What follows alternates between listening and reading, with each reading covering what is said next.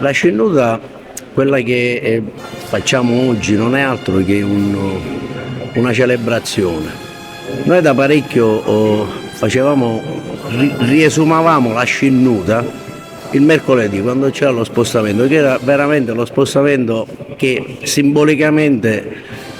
portava il gruppo dal proprio transetto al centro della chiesa.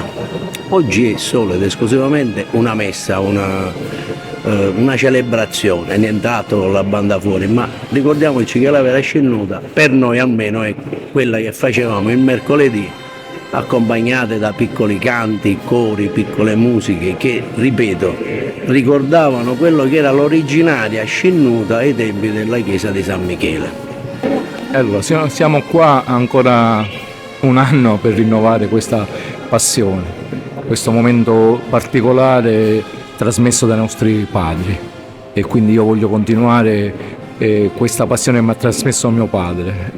perché mi ritengo un figlio d'arte non solamente dell'arte muraria, ma un figlio d'arte per quello che mi ha trasmesso mio padre in questo mondo dei misteri, e quindi ne sono onorato e lo voglio fare ancora fino a quando Dio me lo permette, solamente questo.